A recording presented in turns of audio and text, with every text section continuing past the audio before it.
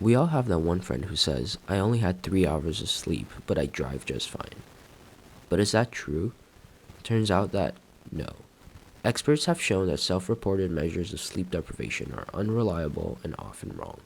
A better quantification is something called the psychomotor vigilance task, which measures sustained attention. For around 10 minutes, participants have to press a button as soon as they see a stimulus on the screen. But the test isn't really measuring how fast they react, but rather how many times they miss the stimuli completely. These lapses happen when someone is sleep deprived, and is basically a microsleep, where your brain sleeps for a couple milliseconds without you realizing it. Let's watch a video to see these microsleeps. No. What if I told you you had 18 microsleeps? 18. Ranging from 3 seconds to 13 seconds, and the average was 7.8 seconds. While I was driving. Yeah. Unbelievable. A microsleep is where the brain grabs a quick nap without your permission. They strike without warning, which is why they are so dangerous. Shanann's poor driving proves that sleep deprivation has radically affected his performance. But as his tiredness increases and the sleep debt grows, the next casualty will be his state of mind. Of the 2 hours of testing that you had a total amount of 25 minutes of sleep. How was I driving? You tell me. What was even more alarming, and I've never seen this before, is that he went into full sleep while operating that vehicle. 25 minutes of sleep was recorded during the road test.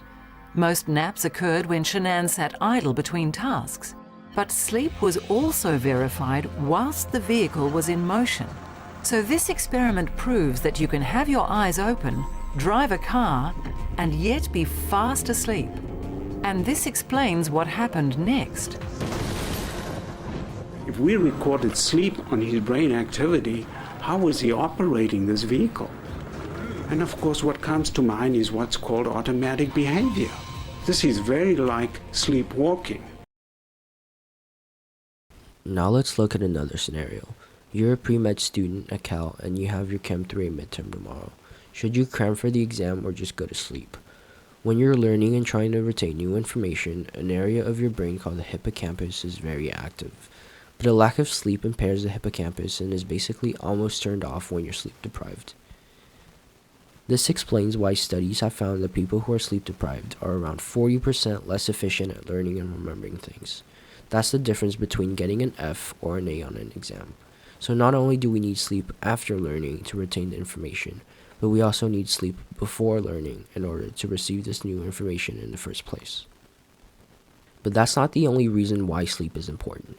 There are some real-life implications of sleep deprivation in the medical field. Medical interns working a 30-hour shift made 460% more diagnostic errors in the intensive care unit. 1 out of 5 residents will cause serious harm to patients due to a fatigue-related error, and 1 out of 20 residents will actually kill a patient due to fatigue-related error. To put this into context, in the US alone, there are about 25,000 residents in training. So if you scale these statistics up to match the number of residents, that would mean around 1,000 people are unnecessarily dying every year.